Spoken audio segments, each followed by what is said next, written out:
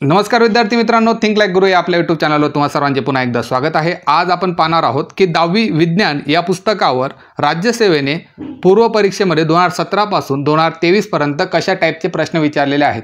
जे राज्यसेवेचा अभ्यास करतात त्यांच्यासाठी उपयुक्त आहे, परंतु जे आरोग्य सेवकचा अभ्यास करत आहेत ऑलरेडी त्यांना माहिती आहे की 10वीच्या पुस्तकावरून प्रश्न विचारले जाणार आहेत।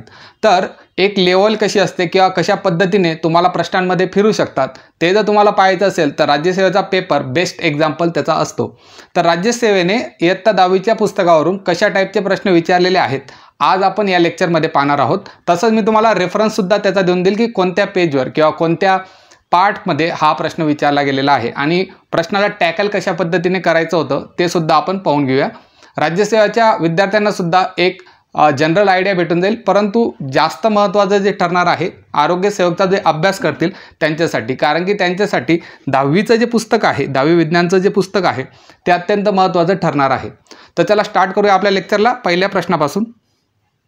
तर आजचा आपला पहिला प्रश्न आहे राज्यसेवा 2019 मध्ये पूर्व परीक्षेत विचारला गेलेला होता। कोणत्या जनुकीय रूपांतरित पिकामध्ये जनुकीय अभियांत्रिक तंत्राने अजीवनसत्व निर्माण करणारी 3 जनुके घातली आहेत? ओके, ऑप्शन ए होतं कल्याण सोना गहू, ऑप्शन बी होतं मधुर ज्वारी, ऑप्शन सी होतं संकरित बाजरी आणि ऑप्शन डी होतं सुवर्ण तांदूळ। तर जे 10वीचा अभ्यास चांगल्या पद्धतीने ज्यांनी केलेला आहे, विज्ञान विषयाबद्दल चांगला अभ्यास केलेला आहे, त्यांना माहिती आहे की आपल्या पुस्तकामध्ये जो भाग 2 आहे त्याच्यामधलं जे पेशी विज्ञान आणि जैवतंत्रज्ञान हे चॅप्टर आहे त्याच्यामध्ये जेव्हा जैवतंत्रज्ञानाचे व्यावहारिक उपयोग हा पार्ट आपण जेव्हा पाहत होतो तेव्हा आपण पाहिलं होतं की तिथं गोल्डन राईसबद्दल दिलेलं होतं। गोल्डन राईसमध्ये काय दिलेलं होतं तर तांदळाच्या या जातीमध्ये जीवनसत्व अ बीटा कॅरोटीन ज्याला म्हटलं निर्माण करणारे जनुक त्याच्यात टाकण्यात आलेले होते। आणि आपण अजून थोडं पुढे गेल्यानंतर त्यांनी म्हटलं होतं की 2005 मध्ये निर्माण करण्यात आलेला जो गोल्डन राईस 2 होता त्याच्यामध्ये साध्या तांदळापेक्षा 23 पट अधिक बीटा कॅरोटीन आपल्याला सापडत होतं। ऑलरेडी आपण हा पार्ट शिकलेलो आहोत आणि याच्याबद्दल भरपूर प्रश्न आपण घेतलेले आहेत आणि तोच प्रश्न राज्यसेवा 2019च्या पूर्वमध्ये विचारला गेलेला होता। तर गोल्डन राईस या प्रश्नाचं उत्तर येणार होतं सुवर्ण तांदूळ। उत्तर काय आहे? सुवर्ण तांदूळ। अशा पद्धतीने 10वीच्या पुस्तकामध्ये तुम्हाला त्याचा रेफरन्स पाहायला भेटत होता। पुढच्या प्रश्नाकडे जाऊया। 53वा प्रश्न पहा। आता हा जो 53वा प्रश्न आहे तो सुद्धा राज्यसेवा 2020 पूर्व याच्यामध्ये विचारला गेलेला आहे। प्रश्न काय होता? खालील विधानांचा विचार करा। पहिलं विधान दिलेलं होतं मृत प्राणी अथवा वनस्पती यांच्यामध्ये कार्बन 14 ते कार्बन 12 यांचे गुणोत्तर हे बदलत असते। बी जे स्टेटमेंट होतं त्याच्यात लिहिलेलं होतं किरणोत्सारी कार्बन 14 समस्थानिकांचा वापर कार्बनी वयमापांमध्ये करण्यात येत होता। आता उत्तरं काय दिलेले आहेत? पर्याय उत्तरामध्ये विधान ए हे सत्य आहे आणि ब या विधानाची कारणी माणसं आहेत। ओके, दुसरं ऑप्शन होतं ए आणि बी दोन्ही विधान चुकीचे आहेत।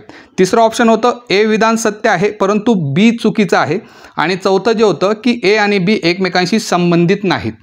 आता हा जो पार्ट होता हा कशात दिला गेलेला होता? तर हा दिला गेलेला होता इयत्ता 10वीच्या पुस्तकामधला जो विज्ञान भाग 2 आहे त्याच्यामध्ये जी अनुवांशिकता आणि उत्क्रांती होती त्याच्यात आपण काय करत होतो, त्याच्यात विविध जे सजीव होते त्यांचं आपण कार्बनी वयमापन काढत होतो की कधी तो जो पर्टिक्युलर फोसाईल आहे तर किती वर्षापूर्वीचा होता आणि त्याच्यासाठी आपण कार्बनी वयमापन पद्धत काढलेली होती। कार्बनी वयमापन पद्धतीचं जेव्हा ते एक्सप्लेनेशन देत होते तेव्हा त्यांनी सांगितलं होतं की प्रत्येक सजीवामध्ये मृत वनस्पती असेल किंवा प्राणी असेल, मृत वनस्पती किंवा प्राणी असेल तर त्यांच्यामध्ये C14 आणि C12 यांचं एक गुणोत्तर राहतं। ओके, C12 आणि C14 यांचं एक गुणोत्तर राहतं। आता याच्यामध्ये जो तुम्हाला C14 भेटणार आहे तो काय होतो? कमी कमी होत जातो आणि जो C12 आहे तो किरणोत्सारी नसतो आणि जो किरणोत्सारी नसतो तो कॉन्स्टंट राहणार आहे। ओके, मग C12 आणि C14 याचा जर तुम्ही गुणोत्तर काढलं तर त्याच्या वापराने आपण पर्टिक्युलर जी वनस्पती असेल किंवा पर्टिक्युलर जो प्राणी असेल त्याचं आपण वय हे कॅल्क्युलेट करू शकत होतो आणि त्याच पद्धतीला आपण कार्बनी वयमापन ही पद्धत म्हणत होतो। आता ही कार्बनी वयमापन जी पद्धत होती ती कोणी काढलेली होती? तर विल्यर्ड लेबी यांनी 1954 मध्ये त्यांनी विकसित केलेली होती आणि याच विल्यर्ड लेबी यांना 1960 मध्ये रसायनशास्त्रातलं नोबेल पारितोषिक देण्यात आलेलं होतं. मग आता या पद्धतीबद्दल ते कोणत्या पुस्तकात बोलत होते? तर त्यांची एक शोध पत्रिका होती जिचं नाव होतं रेडिओ कार्बन. तर या शोध पत्रिकेमध्ये त्यांनी या सर्व गोष्टी मेन्शन केलेल्या होत्या. मग आता काय दिलेलं आहे? मृत प्राणी अथवा वनस्पती यांच्यामध्ये कार्बन 14 ते कार्बन 12 यांचे गुणोत्तर हे बदलत असते. डायरेक्ट पुस्तकामधलं वाक्य आहे तर हे राईट आहे. किरणोत्सारी कार्बन, आता मी बोललो की कार्बन 14 जो आहे तो किरणोत्सारी आहे आणि कार्बन 12 जो आहे तो किरणोत्सारी नाही. समस्थानिकांचा वापर कार्बनी वैमापनामध्ये करण्यात येतो. तर दोघी स्टेटमेंट बरोबर आहेत. आता हे जे तुमचं बी स्टेटमेंट आहे ते कोणाला लागू पडतं? ते तुमची ए जे स्टेटमेंट आहे त्याला लागू पडतं, कारण की तुम्ही कार्बन 14चाच वापर करून काय करत आहात? कार्बन 14 आणि कार्बन 12चं गुणोत्तर पाहतात आणि त्याच्यावरून कार्बनी वैमापन त्याचं ठरवत आहात. तर याचं जे उत्तर येणार आहे ते ऑप्शन 1 हे बरोबर येणार आहे. पुढच्या प्रश्नाकडे जाऊया. पुढचा प्रश्न काय आहे? तर पुढचा जो प्रश्न आहे तो सुद्धा राज्यसेवा 2020च्या पूर्व परीक्षेमध्ये विचारला गेलेला आहे. कोणता प्रश्न आहे? 300 वॅटचे एक धुलाई मशीन प्रतिदिन 1 तास चालवले जाते. 300 वॅटचं एक धुलाई मशीन आहे, त्याला आपण वॉशिंग मशीन म्हणतो. तर प्रत्येक दिवशी 1 तास चालवलं जातं. एका युनिटचा दर आहे 3 रुपये. मार्च महिन्यामध्ये विजेचा खर्च किती येतो? तर या टाईपचे जे प्रश्न होते आपण ऑलरेडी कशाच केलेले होते? जेव्हा मी तुम्हाला एक लाईव्ह लेक्चर घेतलेलं होतं त्याच्यामध्ये आपण 10वीबद्दल सगळे MCQ इन्क्लूड केलेले होते. 10वीबद्दल सगळे MCQ आपण घेतलेले होते. न्यूमेरिकल टाईप होते त्याच्यात, म्हणजे फक्त जे न्यूमेरिकल आहेत त्याची मी तुम्हाला एक रूपरेखा देऊन दिलेली होती की असा प्रश्न आला फक्त व्हॅल्यू चेंज होतील, तुम्ही अशा पद्धतीने सोडवायचं. ते चॅनलवर अवेलेबल आहे, पहा. हेच ते आपलं लेक्चर होतं. आरोग्यसेवक जिल्हा परिषद 2023 टेस्ट 2चं तांत्रिक जे न्यूमेरिकल होते त्याचं आपण लेक्चर घेतलेलं होतं आणि त्याच्यामधला एक प्रश्न होता त्याच्यामध्ये आपण 3000 वॅटचा बॉयलर घेतलेला होता. इथं काय केलेलं आहे त्यांनी? 300 वॅटचं एक धुलाई मशीन घेतलेलं आहे. हा सुद्धा आपण 1 तास चालवला होता, यांनी सुद्धा 1 तास चालवलेला आहे. जुलै महिना घेतलेला आहे, यांनी मार्च महिना घेतलेला आहे आणि आपण याच्यामध्ये 6 रुपये युनिट ठेवलेलं होतं तर त्यांनी 3 रुपये युनिट ठेवलेलं आहे. मग कशा पद्धतीने कॅल्क्युलेट करतात पाहूया, कशा पद्धतीने आपण ते कॅल्क्युलेट करू शकतो. तर पॉवर जेव्हा आपण बोलतो, पॉवरचं जे युनिट असणार आहे, जे युनिट आपण वारंवार बोलत असतो युनिट, त्याचं युनिट काय असतं? युनिट म्हणजे 1 किलो वॅट हवर असणार आहे. ओके, आता आपल्याला पॉवर दिलेली आहे. पॉवर किती दिलेली आहे? 300 वॅट दिलेली आहे. मग त्याला किलो वॅटमध्ये आपल्याला रूपांतर करावं लागणार आहे. तर 300ला किलो वॅटमध्ये जर रूपांतर करायचं असेल तर त्याला 1000ने आपण डिवाइड करतो, कारण की किलो आहे. किलोचा अर्थ असतो 10चा 3रा घात, म्हणजेच 1वर 3 शून्य. अशा पद्धतीने आपण किलो वॅट करत असतो. ओके, आणि नंतर हवर दिलेला आहे. हवर म्हणजे तास. आता तुमचं मशीन किती तास चाललेलं आहे? तर प्रत्येक दिवशी तुम्ही ते जे वॉशिंग मशीन आहे प्रत्येक दिवशी 1 तास चालवतात आणि मार्च महिना पूर्ण चालवलेला आहे. मग प्रत्येक दिवशी जर 1 तास चालवत असणार आणि मार्च महिना पूर्ण चालवलेला आहे तर मार्च महिन्यातले टोटल दिवस तुम्हाला पाहायला भेटतील 31 दिवस मार्च महिन्यामध्ये असतात. म्हणजे प्रत्येक दिवशी जर तुम्ही 1 तास चालवला तर टोटल तुमचे 31 तास तुमचा ते मशीन चालणार आहे. तर लिहून घ्या 31 तास, म्हणजे हवरचं तुमचं क्लिअर झालं. आता प्रत्येक युनिटला तुम्ही किती रुपये देत आहात? तुमचा पहिले युनिटचा वापर, किती युनिट तुम्ही वापरले आहे ते कॅल्क्युलेट केल्यानंतर तुमचा प्रत्येक युनिटला तुम्ही 3 रुपये देत आहात. म्हणून जास्त कॉम्प्लिकेटेड न करता मी इथंच 3ने त्याचा गुणाकार करतो. ऑलरेडी हे जे MCQ आहे ते आपण सेशनमध्ये घेतलेले आहेत, इथं फक्त आपण रिवाईज करत आहोत. तर याचं जे उत्तर येणार आहे 31, हा शून्य गेला, हा शून्य गेला, हा गेला, हा गेला. त्याच्यानंतर 31 गुणिले 3 गुणिले 3 डिवाइड बाय 10. तर याचं जे उत्तर येणार आहे ते येणार आहे तुमचं 27.90. 27.90. तर उत्तर येणार आहे तुमचं ऑप्शन 4. याचं उत्तर असणार आहे ऑप्शन 4. पुढचा प्रश्न पाहूया. आता हा जो प्रश्न आहे 61वा इथं लिहिलेला आहे, हा राज्यसेवा 2020 मध्ये पूर्व परीक्षेत विचारला गेलेला होता. याच्यात जोड्या लावायच्या होत्या. इकडं तुम्हाला या स्तंभामध्ये अरिस्टॉटल, थिओफ्रास्टस, हिपोक्रेटस आणि ग्रेगर जोहान मेंडेल हे दिसतील आणि इकडच्या साईडला तुम्हाला भेटतील औषधशास्त्राचा जनक, अनुवंशिक शास्त्राचा जनक, वनस्पतीशास्त्राचा जनक आणि जीवशास्त्राचा जनक. ओके, अशा पद्धतीने तुम्हाला दिसतील आणि तुम्हाला जोड्या लावायला विचारलं गेलेलं होतं. मग जर तुम्ही पुस्तकामध्ये पाहिलं तर डायरेक्ट तुम्हाला या जोड्या कुठंच भेटणार नाहीत, परंतु वेगवेगळे युनिट आपल्याला 10वीच्या पुस्तकामध्ये करून दिलेले आहेत. तर त्या युनिटमध्ये प्रत्येक युनिटची जेव्हा स्टार्टिंग होते तेव्हा ते थोडीफार आपल्याला इन्फॉर्मेशन देत असतात. जसं आपल्याला अनुवांशिकता आणि उत्क्रांती हे जे चॅप्टर आहे विज्ञान 2 मधलं पहिलं चॅप्टर तुम्हाला पाहायला भेटेल. त्याच्यात लिहिलेलं आहे आधुनिक अनुवांशिकतेचा प्रारंभ कोणी केलेला आहे? जोहान मेंडेले, ग्रेगर जोहान मेंडेले जे होते त्यांनी तो प्रारंभ केलेला आहे. म्हणून ग्रेगर जोहान मेंडेले यांची जी जोडी जाणार आहे ती अनुवांशिक शास्त्राचा जनक म्हणून जाणार आहे. ओके, एक जोडी तुमची कंप्लीट झाली. त्याच्यानंतर आपण प्राणी वर्गीकरणाचा जेव्हा इतिहास पाहत असतो, प्राणी वर्गीकरणाच्या इतिहासामध्ये आपण वेगवेगळे तत्वज्ञते जे असतात त्यांच्याबद्दल याच्यात दिलेलं आहे की कशा पद्धतीने प्राणी वर्गीकरणाचा इतिहास जो होता तो मांडला गेलेला आहे. त्याच्यामध्ये एक लाईन आहे, ग्रीक तत्ववेत्ता अरिस्टॉटल यांनी सर्वात पहिल्यांदा प्राण्यांचे वर्गीकरण केले होते. तर इथं आपल्याला अरिस्टॉटलसुद्धा पाहायला भेटतात आणि अरिस्टॉटल जेव्हा आपण पाहतो तेव्हा त्यांची जोडी येणार आहे ती तुमची जीवशास्त्राचा जनक म्हणून येणार आहे. तर पाहूया ऑप्शन एचं जिथं 4 दिलेलं आहे, पहा इथं 4 दिलेलं आहे आणि त्याच्यानंतर ऑप्शन डीचं ग्रेगर जोहान मेंडेले 2 दिलेलं आहे, तिथं पण डीचं 2. तर तुमची हे जे तिसऱ्या नंबरचं ऑप्शन आहे ते तुमचं राईट येणार आहे. ओके, पुढच्या प्रश्नाकडे जाऊया. पुढचा प्रश्न काय आहे? आता हा जो प्रश्न आहे तो तुमचा राज्यसेवा 2019च्या पूर्व परीक्षेमध्ये विचारला गेलेला आहे. काय आहे? उपग्रहामध्ये अंतराळवीर हा वजनरहित अवस्था अनुभवतो. वजनरहित अवस्था काय असते? वेटलेसनेस थेरी आहे. आपण जेव्हा याचे लेक्चर पाहत होतो गुरुत्वाकर्षणचे शेवटच्या लेक्चरांमध्ये आपण ही वजनरहित अवस्थेबद्दल डिस्कस केलेलं होतं. तर ती वजनरहित अवस्था काय येते? ऑप्शन अ आहे, उपग्रहाच्या आतील पृष्ठभागाकडून अंतराळवीराकडून प्रयुक्त होणारे बल हे 0 असते. ब जे आहे, अंतराळवीर व उपग्रहाचा पृष्ठभाग एकमेकांकडे आकर्षले जातात. क आहे, अंतराळवीर हा कोणत्याही गुरुत्वीय बलाने आकर्षिला जात नाही. आणि ड आहे, वरीलपैकी कोणतेही नाही. ओके, आता याचंच जे एक्सप्लेनेशन दिलेलं आहे तुमच्या 10वीच्या पुस्तकामध्ये गुरुत्वाकर्षणच्या माहीत आहे का या पार्टमध्ये दिलेलं आहे. आणि हा माहीत आहे का पार्ट याची जर तुम्ही थोडंसं एक पेज मागे गेले तर तिथं मुक्तपतनबद्दल ते आपल्याला एक्सप्लेन करत असतात. मुक्तपतन.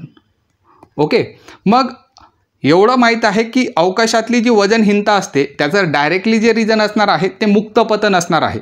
आणि मुक्तपतनमध्ये कोणत्याही प्रकारचं एक्सटर्नल फोर्स हा लागत नसतो. एक कन्सेप्ट आपली क्लिअर आहे. मुक्तपतन कधी होतं? जेव्हा फक्त आणि फक्त तिथं गुरुत्वीय बल हे कार्यरत असतं. गुरुत्वीय बल हे कार्यरत असणार आहे तेव्हा मुक्तपतन होणार आहे. इथं पहा एका ऑप्शनमध्ये क जे दिलेलं आहे, अंतराळवीर हा कोणत्याही गुरुत्वीय बलाने आकर्षिला जात नाही. तर हे डायरेक्टली तिथून कॅन्सल होऊन जातं. मुक्तपतनचं एक्झाम्पलच वेटलेसनेस आहे. जी वजनरहित अवस्था जी असते ती मुक्तपतनाची एक कंडिशन आहे. तर तिथं गुरुत्वीय बल राहणारच आहे. पृथ्वीचा गुरुत्वीय बल असेल. ओके, त्याच्यानंतर जगात अशी कोणतीच ठिकाण नाही जिथं गुरुत्वीय बल राहणार नाही. मी तुम्हाला एक एक्सेप्शनल सुद्धा त्याच्याबद्दल त्या लेक्चर्समध्ये सांगितलेलं आहे. लेक्चर पाहिजे असेल तर आपली जी यूट्यूब आहे त्याच्यामध्ये मागचे लेक्चर पहा, आरोग्यसेवकचे आहेत, ज्याचे 10वीचं पुस्तक कव्हर केलेलं आहे. तिथं तुम्हाला त्याची कन्सेप्ट भेटून जाईल. तर तिथून जो क आहे तो ऑप्शन तुमचा कट होतो. तर हा तुमचा कट झाला. ओके, हा तुमचा कट झाला. ठीक आहे. अंतराळवीर व उपग्रहाचा पृष्ठभाग एकमेकांकडे आकर्षिला जातो असं ब म्हटलेलं आहे. तर याच्यामध्ये काही जो अंतराळवीर आणि उपग्रह असेल ते एकमेकांकडे आकर्षिले जातील असं इथं काही कंडिशन येत नाही, मुक्तपतनामध्ये येत नाही. आता त्यांनी जे उत्तर प्रोव्हाइड केलेलं आहे ते उत्तर दिलेलं आहे फक्त ड. फक्त ड काय आहे की वरीलपैकी कोणतीही गोष्ट त्यांना मान्य नाही. मी त्या लेक्चरमध्ये तुम्हाला एक गोष्ट सांगितली होती की जेव्हा मुक्तपतन होत असतं तेव्हा इथं जर तुमचा अंतराळवीर असेल आणि हा त्याचा पृष्ठभाग असेल तर यांच्यामध्ये जो हा जो सरफेस आहे कशाचा? तुमचा उपग्रहाचा सरफेस, मधला सरफेस आणि अंतराळवीर. तर मधला सरफेस जो असतो तो अंतराळवीरवर जे नॉर्मल रिॲक्शन देतो, नॉर्मल रिॲक्शन जो देतो त्याला एक प्रकारचा तो फोर्सच असतो, नॉर्मल रिॲक्शन तिथं होणार आहे, ती तुमची डायरेक्ट काय होऊन जाते, 0 होऊन जाते.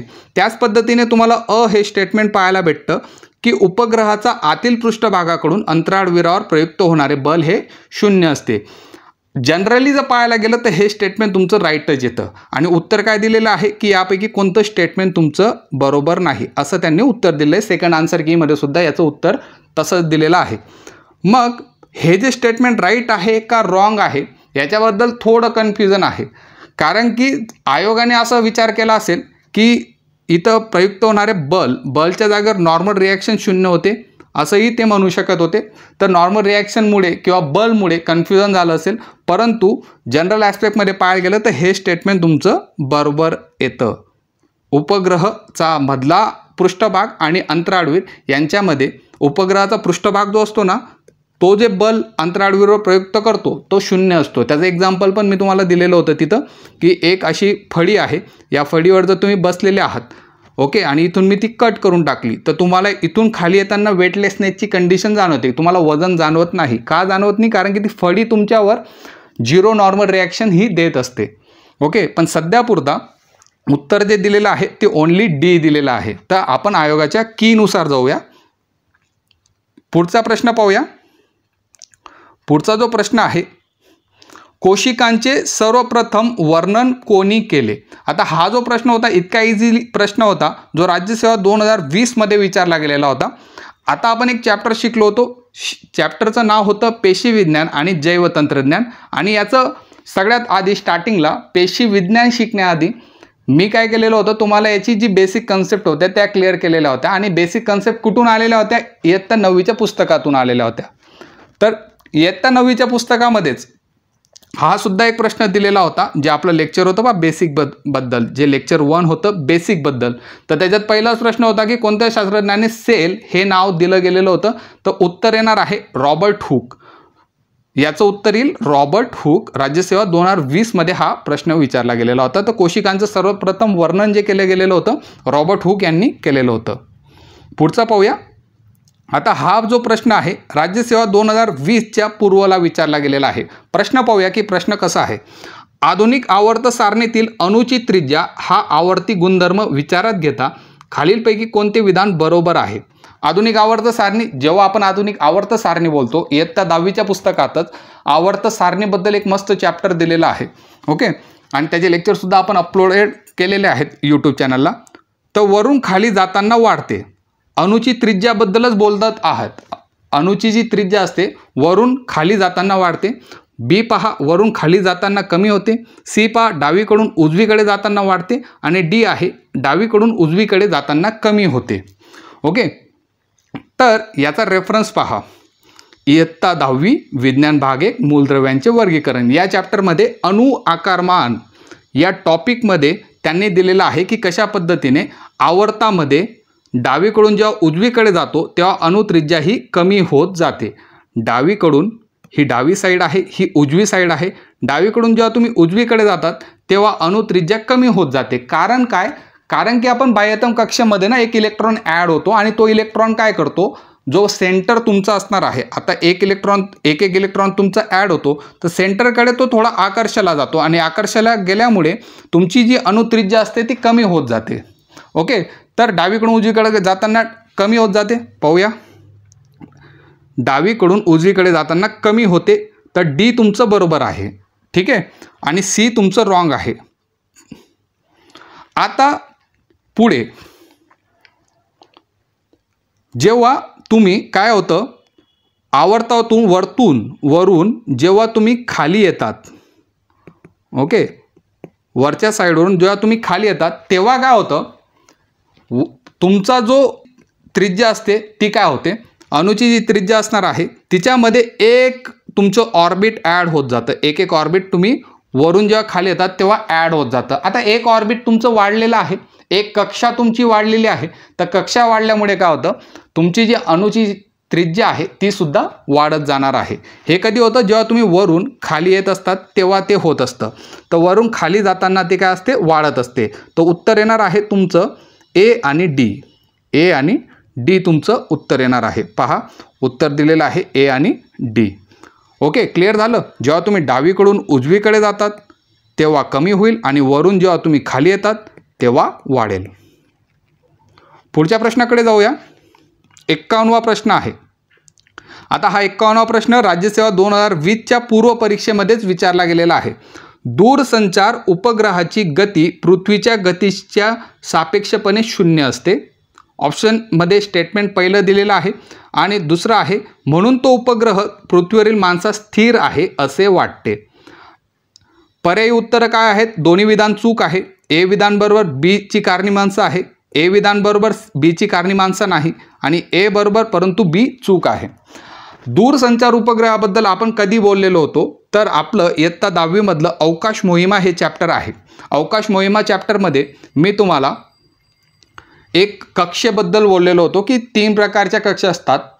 एक मध्यमवाली असते, एक छोटीवाली असते आणि एक उच्चवाली असते. आणि उच्च जी कक्षा असणार आहे तिची भूपृष्ठापासूनची उंची किती असणार आहे? 35,780, जिला जनरली लोक 36,000 कन्सिडर करतात.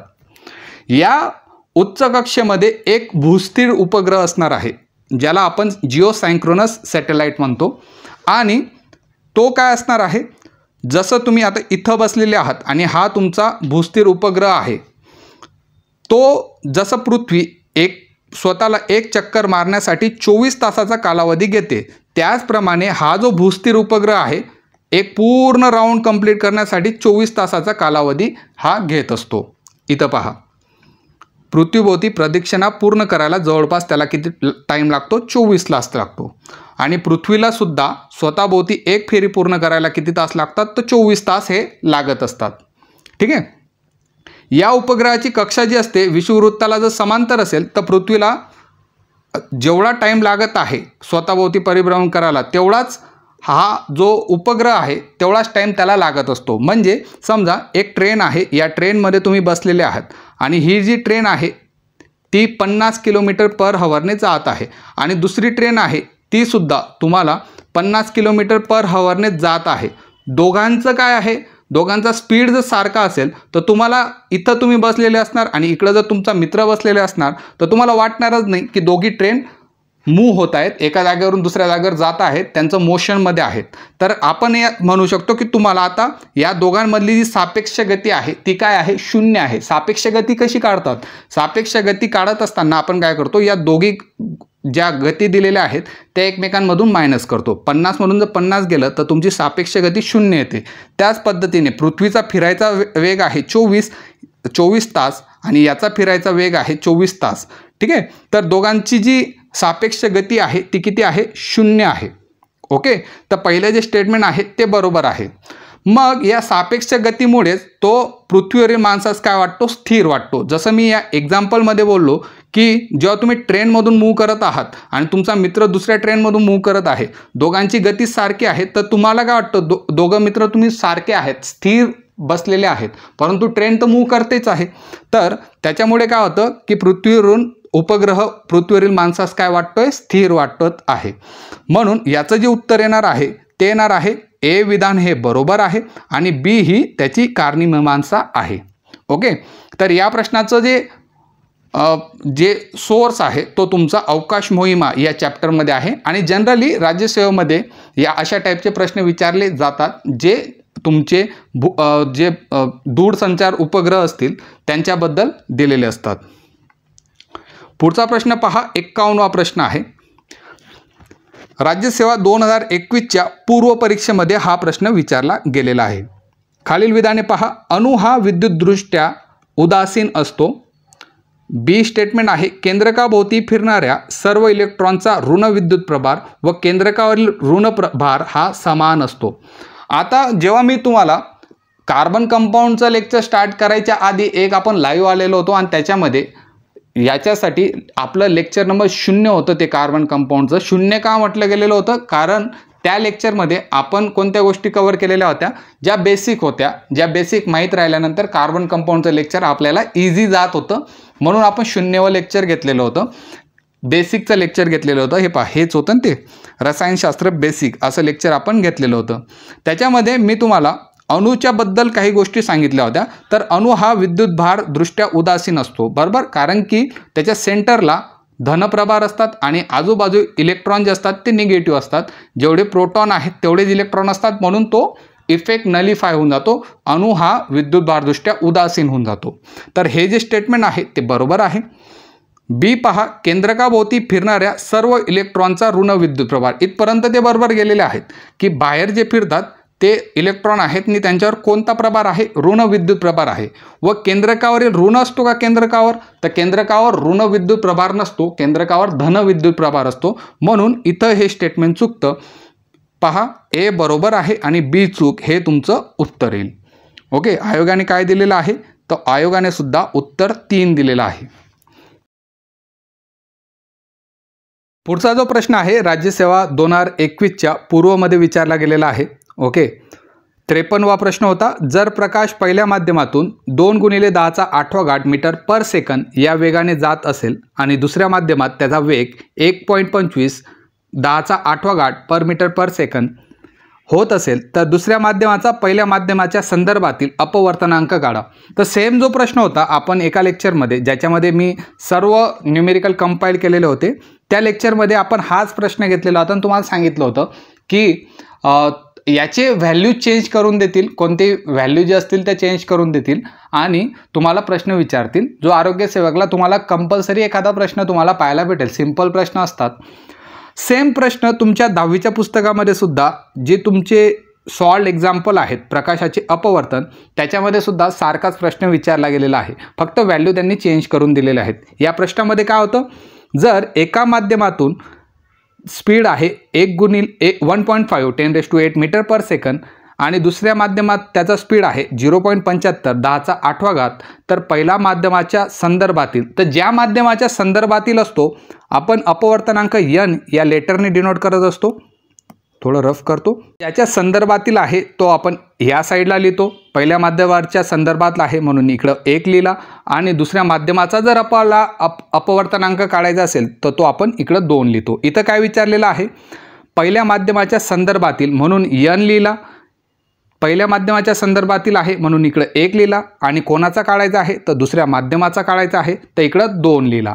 मग जेव्हा असं आपण लिहितो तेव्हा हा इकडं जो आहे म्हणजे 1 आहे तर त्याची वेलॉसिटी आपण वर घेतो आणि हा जो इकडं 2 आहे त्याची वेलॉसिटी आपण खाली घेतो. v1/v2 हा आपला फॉर्म्युला तयार होतो. तर वेलॉसिटी 1 किती आहे, 2 × 10⁸. ओके, 2 × 10⁸ ही पहिल्याची वेलॉसिटी आहे आणि दुसऱ्याची वेलॉसिटी किती आहे 1.25 10⁸. तर दुसऱ्याची वेलॉसिटी सुद्धा आपण 1.25 × 10⁸ आपण लिहिली. 10⁸ आणि इकडे 10⁸ कट झाला, 2/1.25 आणि याचं जे उत्तर येणार आहे ते 1.6 येणार आहे. तुम्हाला जास्त एक्सप्लेनेशन याचं पाहिजे असेल तर तुम्ही ते लेक्चर फॉलो करू शकतात. पुढचा जो प्रश्न आहे, खालीलपैकी कोणत्या पेशी घटकाभोवती आवरण नसते. आता हा जो प्रश्न आहे डायरेक्ट तुमच्या पुस्तकात दिलेला नाही. इयत्ता 9वीमध्ये जेव्हा तुम्ही बेसिकवर वर्किंग करत असतात तर बेसिकचं वर्किंग जे आहे ते आपण आधीच करून घेतलेलं होतं. एक लेक्चर आपण अपलोड केलेलं होतं. त्या लेक्चरमध्ये पेशी विज्ञान व जैवतंत्रज्ञान हा जो तुमचा 10वीचा पार्ट होता त्याच्यामधलं बेसिकचं एक लेक्चर अपलोड केलेलं होतं. त्याच्यामध्ये आपण विविध पेशीचे अंगके जे असतात त्याच्याबद्दल डिस्कस केलेलं होतं. ओके, त्याच्यामध्ये काही पेशी भित्तिका, पेशी पटल, पेशीद्रव्य, पेशी अंगके या सर्व गोष्टी आपण डिस्कस केलेल्या होत्या. आणि त्याच्यामधला जो रायबोझोम हा जो पार्ट होता, रायबोझोम, त्याला आपण बोललेलो होतो की त्याच्यामध्ये त्याला आवरण त्याच्या आजूबाजू असणार नाही. तर उत्तर येणार आहे रायबोझोम. पुढचा प्रश्नाकडे जाऊया. खालीलपैकी कोणती प्रक्रिया, 60वा प्रश्न आहे, राज्यसेवा 2021च्या पूर्वला विचारला गेलेला आहे. खालीलपैकी कोणती प्रक्रिया श्वसन प्रक्रियेस अंतर्भूत नाही. तर श्वसन प्रक्रिया जेव्हा आपण बोलतो तेव्हा आपल्याला 10वीमधलं एक युनिट आठवतं जे तुमचं आहे भाग 2 मधलं सजीवातील जीवन प्रक्रिया. आणि सजीवातील जीवन प्रक्रियामध्ये तुम्हाला जे श्वसन प्रक्रिया होत असते त्याच्यामध्ये 3 स्टेप पाहायला भेटतात. पहिली असते ती ग्लुकोज विघटन, दुसरी असणार आहे क्रेब्स सायकल आणि तिसरी असणार आहे इलेक्ट्रॉन वहन साखळी अभिक्रिया, जिला आपण ETC रिॲक्शन म्हणत असतो. आता जो क्रेब्स सायकल आहे त्याला अजून दुसरं नाव सुद्धा तुम्हाला या पर्टिक्युलर प्रश्नामध्ये पाहायला भेटेल, ते आपण पाहूया. पण मी जेव्हा तुम्हाला हे शिकवत होतो तेव्हा आपण दोन भाऊबद्दल बोललो होतो, नाडू आणि फाडू यांच्याबद्दल. तुम्हाला जर आठवत असेल तर नाडू आणि फाडूबद्दल आपण बोललेलो होतो. तर त्यांनी तेच विचारलेलं आहे की कोणती प्रक्रिया, आता ह्या 3 प्रक्रियाच आहेत, तर श्वसन प्रक्रियेत अंतर्भूत नाही. केल्विन सायकल ऑप्शन होतं, सायट्रिक ॲसिड सायकल, त्याच्यानंतर ग्लायकोसिस आणि इलेक्ट्रॉन ट्रान्सपोर्ट चेन, ज्याला आपण ETC रिॲक्शन म्हणतो. तर ETC रिॲक्शन आहे, हे कट करा. ग्लायकोलिसिस सुद्धा आहे, हे सुद्धा कट करा. आता सायट्रिक ॲसिड सायकल म्हणजेच तुमचा क्रेब्स सायकल असतो. ओके, ज्यांनी लेक्चर नीट पाहिलं असेल त्यांना सांगितलं होतं की सायट्रिक ॲसिड सायकल, ज्यालाच आपण क्रेब्स सायकल म्हणतो. सायट्रिक ॲसिड त्याच्यामध्ये ते ब्रेक वगैरे व्हायचं, आपण ते पाहिलेलं होतं. तर केल्विन सायकल या प्रक्रियेचा याच्यामध्ये अंतर्भूत नसतो. तो उत्तर येणार आहे तुमचं केल्विन सायकल. केल्विन सायकल याचं उत्तर येणार होतं. आणि याचा जो सोर्स होता तो परत तुम्हाला 10वीच्या पुस्तकामध्ये भाग 2 मध्ये सजीवातील जीवन प्रक्रिया याच्यामध्ये पाहायला भेटलं. पुढचं आहे कॅल्शियम ऑक्साईडची 65वा प्रश्न आहे. कॅल्शियम ऑक्साईडची स्टेबल ऑक्टेट मिळवण्यासाठी कॅल्शियमच्या अणूकडून 2 इलेक्ट्रॉन ऑक्सिजनच्या अणूत जातील. कॅल्शियमच्या अणूकडून 1 इलेक्ट्रॉन ऑक्सिजनच्या अणूत जाईल. ऑक्सिजनच्या अणूकडून 2 इलेक्ट्रॉन कॅल्शियमच्या अणूला जातील आणि ऑक्सिजनच्या अणूकडून 1 इलेक्ट्रॉन कॅल्शियमच्या अणूत जातील. आता आपलं रसायनशास्त्राचं बेसिक लेक्चरमध्ये मी तुम्हाला अशा पद्धतीने 2 पार्ट करून दिलेले होते आणि त्या 2 पार्टमध्ये सांगितलं होतं की कोणाची व्हॅलेन्सी, ज्या संयुजा असतात त्या कशा पद्धतीने कोणाची किती आहे आणि कोणाची किती आहे. मग पुढे आपण बोललेलो होतो जसा कॅल्शियम आणि ऑक्साईड आहे तर आपण झिगझॅग मेथडचा वापर करून कशा पद्धतीने कोण कोणाला देणार आहे त्याबद्दल डिस्कस केलेलं होतं आणि ती जी PDF होती मी टेलिग्राम ग्रुपला सुद्धा टाकलेली होती. तर याचं जे उत्तर येणार आहे ते येणार आहे कॅल्शियमच्या अणूकडून 2 इलेक्ट्रॉन ऑक्सिजनच्या अणूस हे दिले जातात. पुढचं पाहूया. आता हा जो प्रश्न आहे पुन्हा एकदा राज्यसेवा 2021च्या पूर्वपरीक्षेमध्ये विचारला गेलेला होता. प्रश्न काय आहे? रासायनिक अभिक्रियेचा वेग हा साधारणपणे, आता रासायनिक अभिक्रियेचा वेग याच्यावर आपण डिटेल बोललेलो आहोत. का बोललेलो आहोत? कारण की आपल्याला तो सिलेबसचा पार्ट आहे की रासायनिक अभिक्रियेचा वेग जो असतो त्याच्यावर कोणकोणत्या वस्तूंचा किंवा कोणकोणत्या प्रॉपर्टीजचा प्रभाव हा पडत असतो. तर रासायनिक अभिक्रियेचा वेग हा वेळेनुसार संपूर्णपणे स्थिर राहतो. ऑप्शन 2 आहे सुरुवातीला कमी असतो आणि वेळेसह वाढत जातो. ऑप्शन 3 आहे सुरुवातीला जास्त असतो आणि वेळेसह कमी होत जातो. असे सर्वसाधारण विधान केले जाऊ शकत नाही. ऑप्शन 4 आहे. मी तुम्हाला सांगितलं होतं की रासायनिक अभिक्रियेचा वेग स्टार्टिंगला जास्त असतो आणि नंतर तो कमी कमी होत जात असतो. ओके, आणि या रेटवर हा जो वेग आहे त्याच्यावर भरपूर गोष्टी डिफाईन करतात. इयत्ता 10वीच्या विज्ञानाच्या पुस्तकामध्ये भाग 1 जो आहे त्याच्यामधल्या रासायनिक अभिक्रिया आणि समीकरणे या चॅप्टरमध्ये रासायनिक अभिक्रियेबद्दल दिलेलं आहे. कोणकोणत्या गोष्टी फरक पाडत होत्या तर अभिक्रियाकारकांचे स्वरूप, नेचर ऑफ रिॲक्टंट, त्याच्यानंतर कणांचा जो आकार आहे तो, त्याच्यानंतर संहतीवर आणि तापमानवर, या सर्व गोष्टींचा प्रभाव रासायनिक अभिक्रियांच्या वेगावर होत होता. तर याच्यात काय दिलेलं आहे तर स्टार्टिंगला कमी असेल का वेळेसह वाढत जातो तर असं अजिबात होत नाही. संपूर्ण स्थिर राहतो असाही होत नाही. सुरुवातीला जास्त असतो आणि वेळेसह कमी होतो तर याचं जे उत्तर येणार आहे ते 3 येणार आहे. सुरुवातीला रासायनिक अभिक्रियेचा वेग जास्त असतो आणि नंतर तो कमी कमी होत जातो. एक्सपोनेन्शियल ग्राफ त्याला म्हटलं जातं. एक्सपोनेन्शियलच्या फॉर्ममध्ये रासायनिक अभिक्रियेचा जो वेग असतो तो असणार आहे. पुढचा प्रश्न पाहूया. 37वा प्रश्न आहे. 110 ओहम रोध असलेल्या उपकरणाच्या 2 टोकांमध्ये 33 व्होल्ट विभवांतर प्रयुक्त केले असता उपकरणातून काही विद्युतधारा वाहते. 500 ओहम रोध असणाऱ्या उपकरणातून तेवढीच विद्युतधारा जर वाहून देण्यासाठी त्याच्या 2 टोकांमध्ये किती विभवांतर प्रयुक्त करावं लागेल. आता हा जो प्रश्न आहे डायरेक्टली तुम्हाला पाहायला भेटणार नाही की डायरेक्टली तुमच्या पुस्तकामध्ये दिलेलं आहे, परंतु विद्युतधारेचे जे परिणाम आहेत त्याच्यामध्ये स्टार्टिंगला तुम्हाला काही फॉर्म्युले दिलेले आहेत. जसं एक फॉर्म्युला होता ओहमचा नियम. ओहमचा नियम काय होत होता तर वीर नावाचा पिक्चर होता, तोच ओहमचा नियम आहे. Voltage is equal to current into resistant. V is equal to IR हा ओहमचा नियम आहे. याच्यामध्ये V जो असतो तो विभवांतर, I म्हणजे तुमचा करंट आणि R म्हणजे तुमचा रेजिस्टन्स असतो. इथं पहा काय दिलेलं आहे 110 ओहम, म्हणजे तुम्हाला पहिले R1 दिलेला आहे 110 ओहम. ओके, हे बिळासारखं जे आहे ते ओहमचं चिन्ह आहे. 2 टोकांमध्ये 33 व्होल्ट दिलेलं आहे, म्हणजे V1 दिलेला आहे तुम्हाला 33 व्होल्ट. मग याच्यावरून तुम्ही करंट काढू शकतात का? वरच्या फॉर्म्युल्यामध्ये जर टाकलं तर I = V/R असा फॉर्म्युला बनतो. हे पहा, हा I आहे, तिकडं R पाठवला तर R डिवाइडला जातो. I1 तुम्ही जर कॅल्क्युलेट केलं तर व्होल्टेज किती आहे? 33 व्होल्ट आहे आणि रेजिस्टन्स किती आहे? 110 आहे. ओके, 3/10 तुमचं उत्तर बनतं, म्हणजे 0.3 तुमचं उत्तर येणार आहे. हे काय आहे? करंट आहे. आता करंट कॅल्क्युलेट केल्यानंतर त्यांनी पुढचं स्टेटमेंट दिलेलं आहे की तेवढंच जर करंट आहे, परंतु ओहम रेजिस्टन्स जो आहे तो 500 ओहम आहे, तर तुम्हाला किती विभवांतर आता प्रयुक्त करावं लागेल. म्हणजे आता तुम्हाला ते सांगते की तुम्हाला व्होल्टेज पाहायचं आहे जेव्हा करंट तुम्ही आता जे कॅल्क्युलेट केलं तेवढंच आहे आणि रेजिस्टन्स तुम्ही 500 ओहमचा रेजिस्टन्स दिला. मग तेव्हा काय करावं लागेल? हा जो 0.3 आहे त्याला 500 ने गुणावं लागेल आणि जे तुमचं उत्तर येईल ते तुमचं व्होल्टेज असेल. तर व्होल्टेज किती येईल? तुमचं 150 व्होल्ट तुमचं उत्तर येईल. पाहून घेऊया. हां, इथं ऑप्शनमध्ये 150 व्होल्ट दिलेला आहे, तो उत्तर तुमचं 150 व्होल्ट येईल.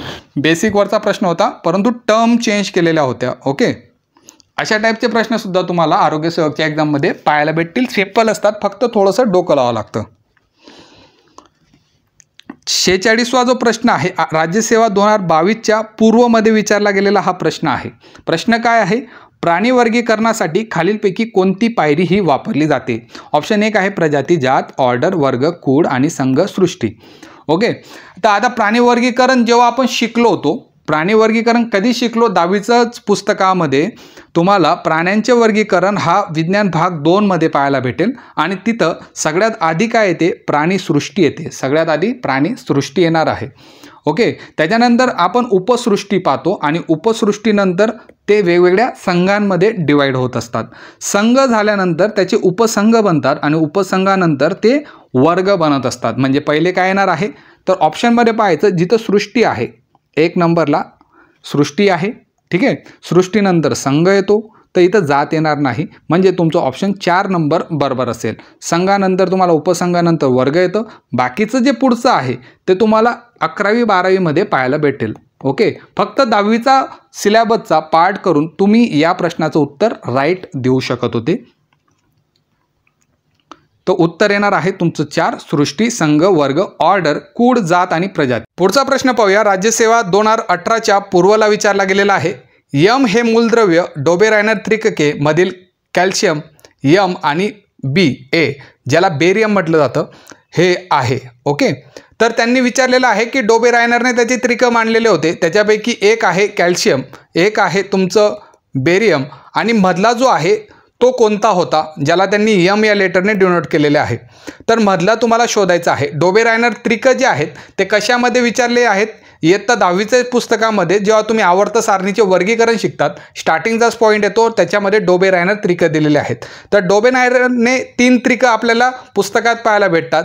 जसं आपलं पहिलंच होतं लिनाके, ज्याला लिथियम, सोडियम आणि तुमचा पोटॅशियम म्हटलं जायचं. लिनाके आपण नेहमी रिपीट करायचो.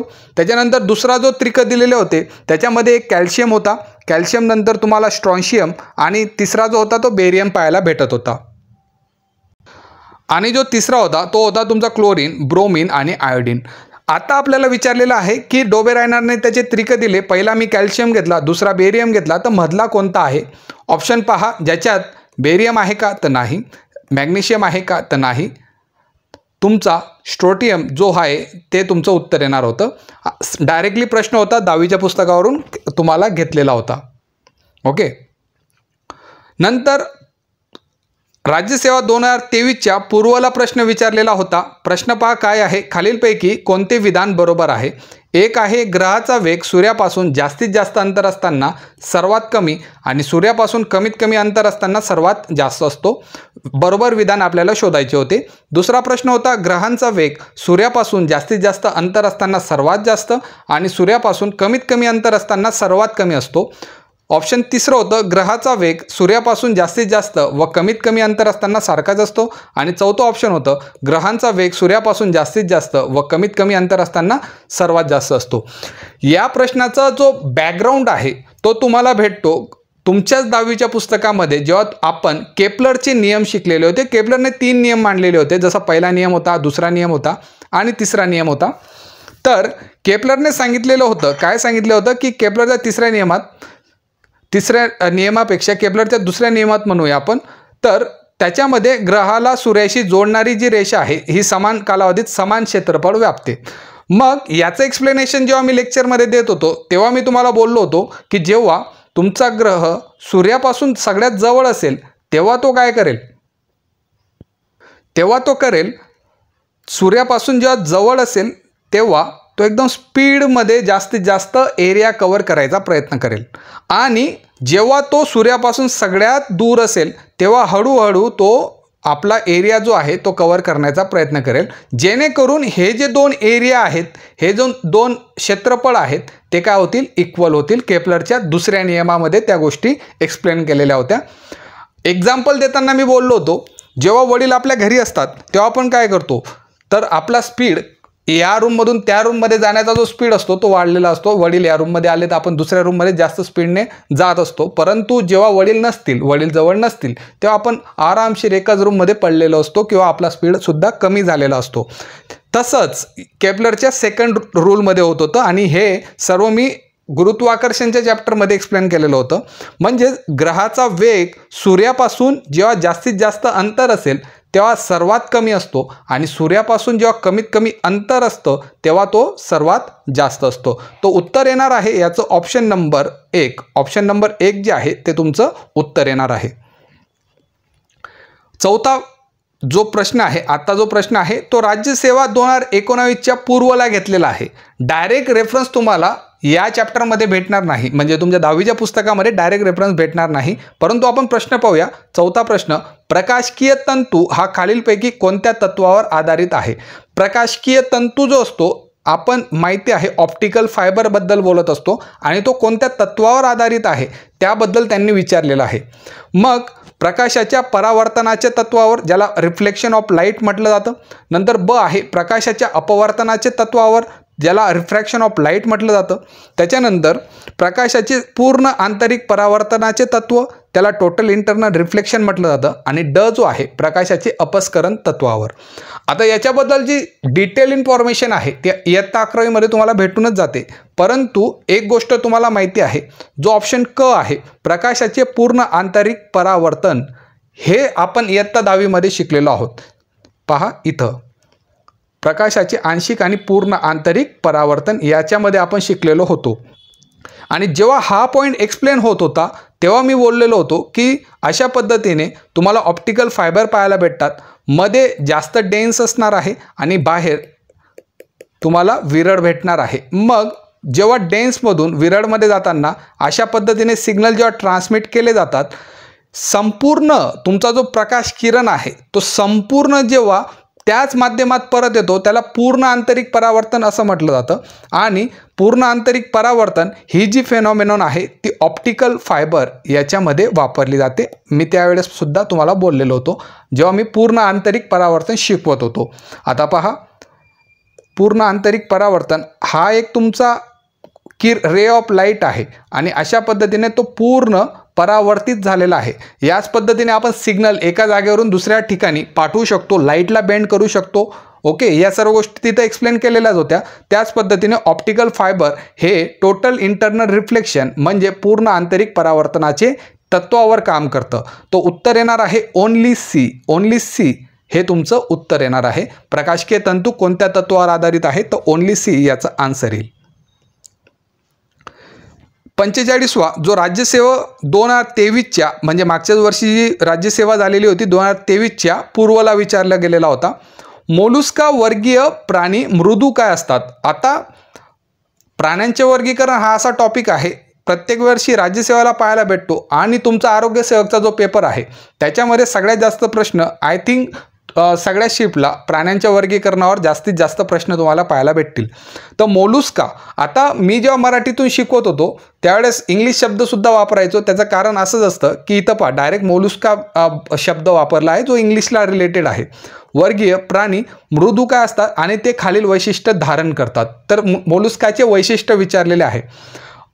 पहिलं वैशिष्ट्य आहे ते प्राणीसृष्टीमधील दुसरा सर्वात मोठा वर्ग आहे.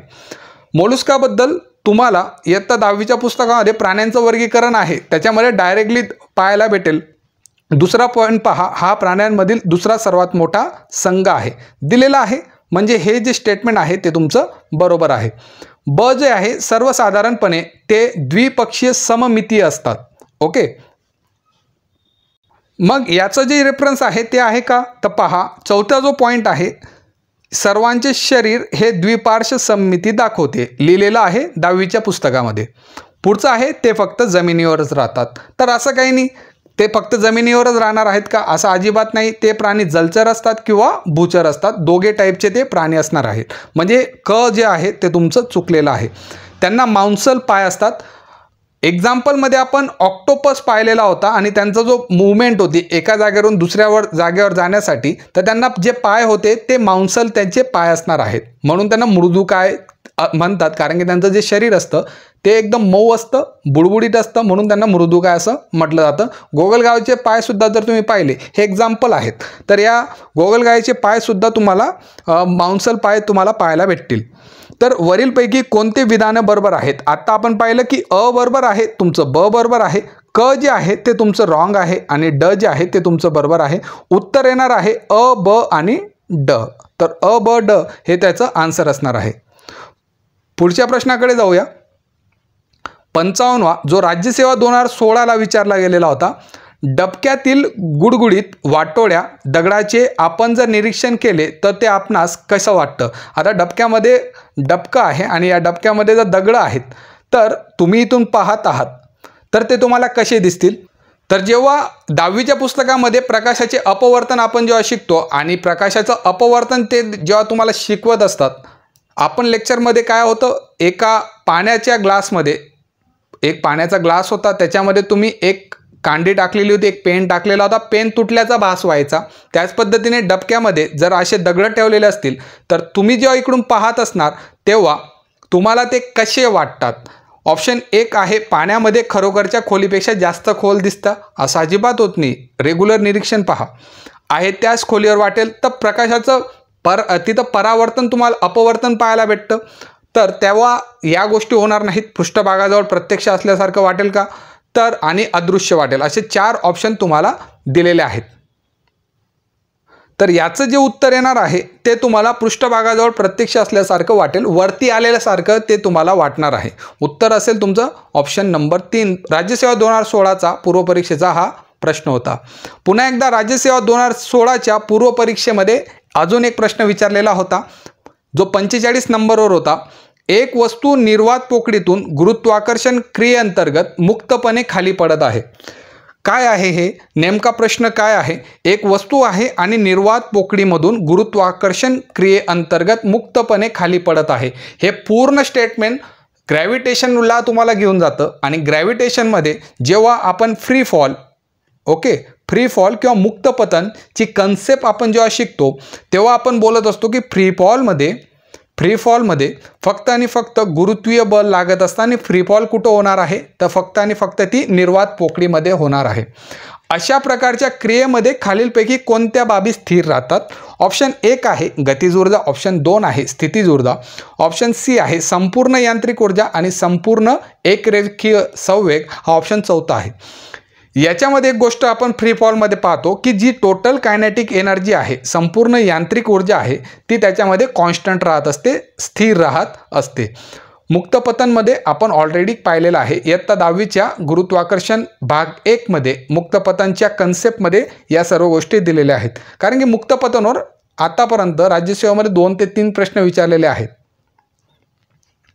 पुढे राज्यसेवा 2016चा पूर्वचा प्रश्न आहे तो म्हणजे पुढील 2 विधानांपैकी कोणते विधान अयोग्य आहे.